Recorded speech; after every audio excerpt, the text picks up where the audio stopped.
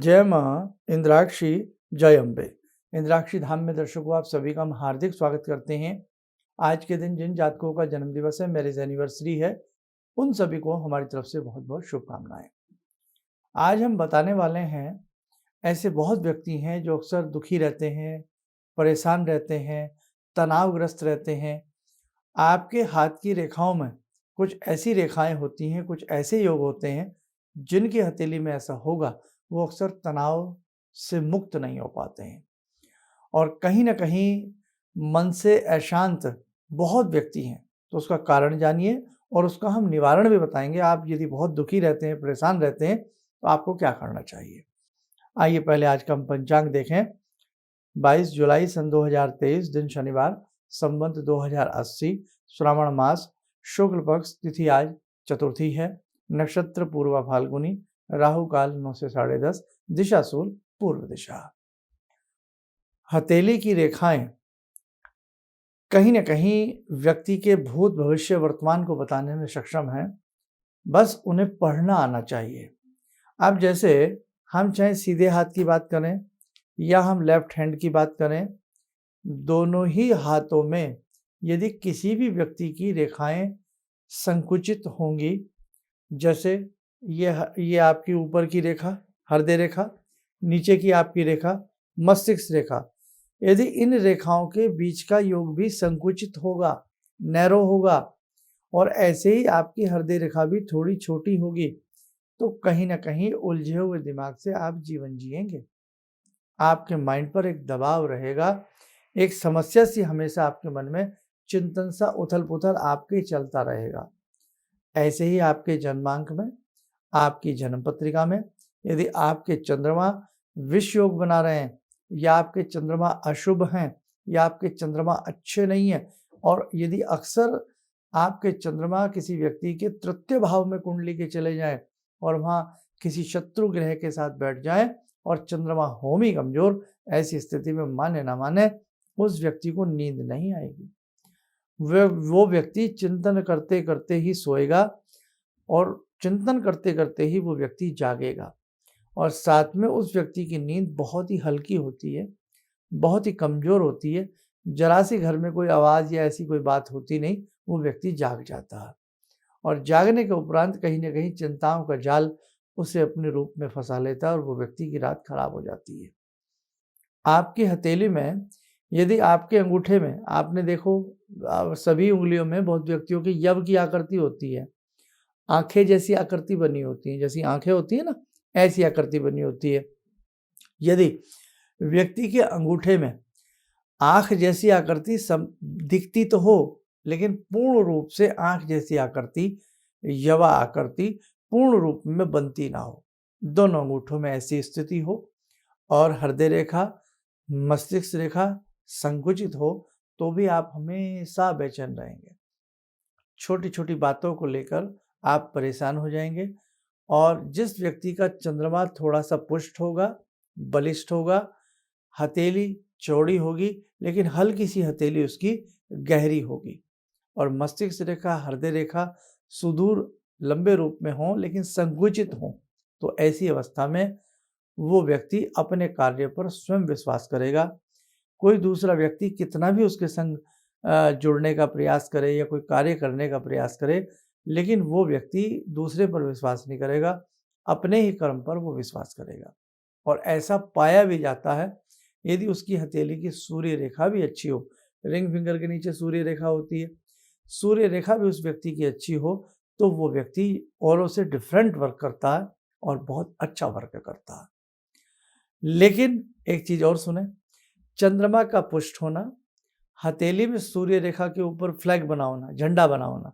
सूर्य रेखा कहाँ है अभी तो बताया आपको मैंने, जो हमारे पुराने दर्शक हैं उन सबको तो हमने मैप के माध्यम से, चित्र के माध्यम से सारा समझा रखा है। आप सीधा हाथ देखें, अपने सीधे हाथ में रिंग फिंगर के नीचे सूर्य रेखा होती है, सीधे हाथ में रिंग फिंगर के नीचे सूर्य रेखा, इसमें ऊपर की तरफ एक सीधी रेखा है और ऐसे फ्लैग जैसी आकृति बनी हो, और आपकी हृदय रेखा भी सही हो, मस्तिष्क रेखा भी सही हो, आपका बृहस्पति भी यहाँ से बलिष्ठ हो, ऐसी अवस्था में नाम तो बहुत कमाएंगे आप, लेकिन चिंतन योग के साथ साथ चिंताएं आपका पीछा नहीं छोड़ेंगी, तनावग्रस्त रहेंगे, दुखी रहेंगे। और एक जिस व्यक्ति की हथेली में बहुत सारी रेखाएं हों, छोटी छोटी बहुत सारी रेखाएं हों, रेखाओं में हल्का सा कालापन हो, या रेखाओं के ऊपर तार जैसी कोई रेखाएं लिपट रही हों, या रेखाओं में खाने खाने से बने हों, जैसे रीढ़ की हड्डी में होते हैं, बैकबोन में होते हैं, ऐसी अवस्था में भी वो व्यक्ति जीवन में लंबे समय तक पीड़ित रहता है। और पेट की बीमारियों से अक्सर वो पीड़ित रहता है, चाहे गैस्ट्रिक समस्याएं हों, अल्सर की समस्या हो, और पाइल्स बनने का भी ऐसे व्यक्ति को खतरा बना रहता है। ऐसे 473 योग बताए गए हैं कि जो आपकी हथेली में देख करके ये बताया जाता है कि आपका जीवन पीड़ादायक रहेगा। मैं आपको और भी ऐसे अनेकों योग गिनवा सकता हूँ, लेकिन खैर सब्जेक्ट बहुत लंबा हो जाएगा। कम टू द पॉइंट वाली बात, अगर हम हर समय पीड़ित रहते हों, दुखी रहते हों, तो हम किसी मर्मज्ञ को अपने हाथ की रेखाएं एक बार जरूर दिखाएं। कुंडली में बहुत लोगों के पास डेट ऑफ बर्थ सही नहीं होती, समय सही नहीं होता, तो हाथ की रेखाएं एक बार जरूर दिखा करके जानने का प्रयास करें कि ऐसा कौन सा योग है और उसे कैसे ख़त्म किया जाए। अब मैं आपको उसका निवारण भी बताऊंगा। आइए निवारण से पहले हम जुड़ते हैं आज की ध्यान साधना में। सावन का महीना चल रहा है, जुड़ते हैं भगवान शिव शंभु से। ॐ आत्मा त्वं गिरिजामति सहचरा प्राणा शरीरं गृहं पूजा ते विषयोपभोगरचना निद्रा समाधिस्थिते सञ्चारपदयो प्रदक्षिणविधेः श्रोत्राणि सर्वागिरो यद्यात्कर्म करोमि तद्दखिलं शम्भोस्तवाराधनम् चन्द्रोद्भासितशेखरे स्मर हरे गंगाधरे शङ्करे सर्पे भूषितकण्ठकर्णविवरे नेत्रोत्तवे स्वानरे दन्ते त्वकृतसुन्दरां वरदरे त्रैलोक्यसारे हरे मोक्षार्तिं कुरु चित्तवृत्त्यमचलं मन्येस्तु किं कर्म वे वन्दे देव उमापतिं सुरगुरुं वन्दे जगत्कारणं वन्दे पन्नगभूषणं मृगधरं वन्दे पशूनां पतिं वन्दे सूर्यशशाङ्कवह्निनयनां वन्दे मुकुन्दप्रियं वन्दे भक्तजनश्रयं च वरदां वन्दे शिवं शङ्करम् ॐ कर्पूरगौरं करुणावतारं संसारसारं भुजगेन्द्रहारं सदा वसन्तं हृदयारविन्दे भवं भवानी सहितं नमामि भवं भवानी सहितं नमामि। कवच बना लें, ध्यान करें, शिव शंभु का शुभ आशीष हम सबके ऊपर बरस रहा है।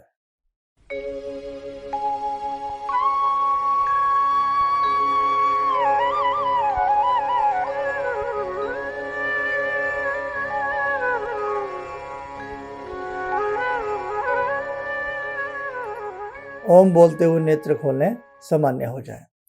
देखो साधकों, ऐसी अवस्था में है सूर्य गायत्री मंत्र। आजकल सारे मंत्र इंटरनेट पर मिल जाते हैं, आप आराम से सूर्य गायत्री मंत्र ले सकते हैं। या तो प्रतिदिन सूर्य गायत्री मंत्र 10 मिनट करें, या संडे के दिन सूर्य गायत्री मंत्र करें और उसके बाद आप आदित्य हृदय स्तोत्र पढ़ें।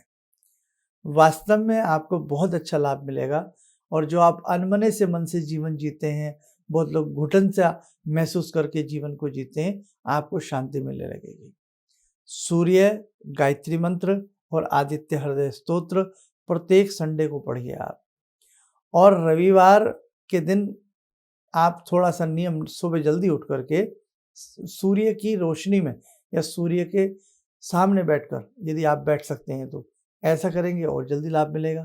नहीं तो जैसे गर्मी का मौसम है, बहुत गर्मी भी ना लगे, आप घर में ही पूर्व दिशा की तरफ मुख करके पहले सूर्य गायत्री मंत्र और फिर आदित्य हृदय स्तोत्र एक बार पढ़ें। सूर्य गायत्री मंत्र 1 माला या 3 माला करिए, ऐसा कम से कम 9 रविवार करिए, आपको भरपूर लाभ मिलेगा। इसी के साथ साथ चांदी का पात्र जल का भर के सोते समय सोमवार के दिन, खास तौर से सोमवार के रात्रि में अपने सिरहाने रख के सोइए, सोमवार की रात्रि में।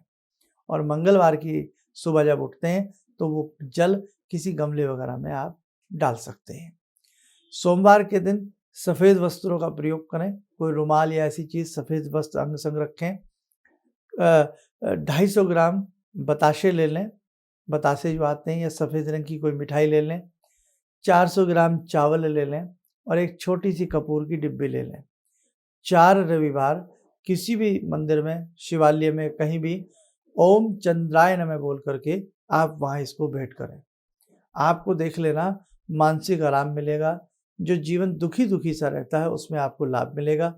बहुत अच्छी बात हो यदि प्रतिदिन सूर्य गायत्री मंत्र और आदित्य हृदय स्तोत्र आप करने लग जाएं। और इसी के साथ साथ यदि भगवती दुर्गा के 108 नाम और जोड़ लें भगवती माँ के, तो क्या कहने, सोने पे सुहागा। आप करिए, आपको सुंदर लाभ की प्राप्ति होगी। और यदि फिर भी कहीं आपको लगता है कि कुछ कमी है, अभी भी मैं बहुत दुखी हूँ, परेशान हूँ, मेरा बच्चा परेशान रहता है, हमारे हस्बैंड परेशान रहते हैं, या हम जीवन से दुखी हो गए हैं, ऐसी अवस्था में आप कुंडली भले ही ना दिखाएं, हाथ की रेखाएं हमारे शरीर से जुड़ी होती हैं, हमारे जीवन से जुड़ी होती हैं। किसी विद्वान व्यक्ति को दिखा करके जानें कि आपको क्या करना चाहिए। बाकी जो मैंने बताया एक बार करके देखें, इससे भी आपको अच्छा आराम मिलेगा। मैंने बताया सावन का समय चल रहा है और सावन के महीने में भगवान शिव की भक्ति अपरंपार होती है, जो हमारे चंद्रमा को भी अच्छी करती है। आप शिव पुराण भी पूरा पढ़ सकते हैं थोड़ा थोड़ा करके, और शिव मंदिर में जा कर के साफ सफाई भी अपने हाथों में लेकर के, जितना आपसे सोमवार के दिन बन सके आप भगवान शिव के मंदिर में साफ सफाई करिए। इससे भी आपके चंद्रमा बलिष्ठ होंगे, राहत मिलेगी, मन की पीड़ा, शरीर की पीड़ा दूर होगी। और उसी कड़ी में हम भी कुछ लोग आपके लिए ऐसा लाते हैं, हर साल हर महीने में कुछ ना कुछ। जहाँ जहाँ आपको लगता हो हम जीवन में परेशान रहते हैं, पीड़ित रहते हैं, तो हम कहीं विशेष प्रकार के पार्थिव शिवलिंग का पूजन कराते हैं। हमारे जो ये पार्थिव शिवलिंग के पूजन होते हैं ये निःशुल्क होते हैं। इसमें आप कितने भी लोग आ सकते हैं, उसके लिए नाम नंबर आपको लिखाना होता है। निकट समय में 14 अगस्त का भगवान शिव का पार्थिव शिवलिंग पूजन है, इंदौर में है। लेकिन ये आप इंदौर में आइए, आपको पूरा एड्रेस मिल जाएगा पहले ही। तो जो आना चाहते हैं नाम नंबर लिखवाएं, कितने लोग आना चाहते हैं वो लिखवा दें, तो हम आपको पूरा एड्रेस बताएंगे। आपको पूजा की सारी सामग्री, समस्त सामग्री वहीं पर प्राप्त हो जाएगी। तो हम लोग भी प्रयास करते हैं किसी तरह आपके दुख दूर हों, आपकी पीड़ाएं दूर हों। तो आप यदि आप वहाँ भी आना चाहते हैं वहाँ भी आ सकते हैं। आपके आसपास के कोई वहाँ आपके जानकार हों, आपकी बेटी बेटा या कोई भी, तो उन लोगों के लिए भी आप राय दे सकते हो कि भाई कष्टों के समापन के लिए, कष्टों के निवारण के लिए, संकटों को दूर करने के लिए पार्थिव शिवलिंग का, वो भी सावन के सोमवार में पूजन हो रहा है। तो जो वहाँ जाना चाहे जा सकता है। और बाकी जो मैंने इसमें उपाय बताए हैं वो करिए, आपको विशेष लाभ की प्राप्ति होगी। आप स्वस्थ रहें, सुखी रहें। इन्हीं शुभकामनाओं के साथ हम अपनी वाणी को विराम देते हैं। जय जय अम्बे। मैं मंची कवि हूँ बेसिकली। मुझे बहुत दिनों से इस बात की तलाश थी कि मैं कभी कोई गलती करूँ तो कोई ऐसा व्यक्ति मेरे ऊपर हो जो उसको बचाए, क्योंकि गलतियाँ तो होती हैं। और आज के कार्यक्रम से मैं दावे से कह सकता हूँ कि मेरी वो तलाश आज पूरी हो गई। बस इससे ज़्यादा मैंने कुछ कहा। किसी भी समस्या के समाधान के लिए मिले प्रसिद्ध हस्तरेखा एवं वास्तु विशेषज्ञ प्रोफेसर धर्मेंद्र शर्मा जी से। नोट: शिविर में भाग लेने हेतु एवं व्यक्तिगत रूप से मिलने के लिए कॉल करने का समय सुबह 10 बजे से शाम 6 बजे तक। हमारे विभिन्न ज्ञानवर्धक कार्यक्रम देखने के लिए आप हमें अभी सब्सक्राइब करें, बेल आइकन को प्रेस करें ताकि आप देख सकें हमारा कार्यक्रम सबसे पहले। और अधिक जानकारी के लिए फेसबुक पेज को लाइक करना न भूलें।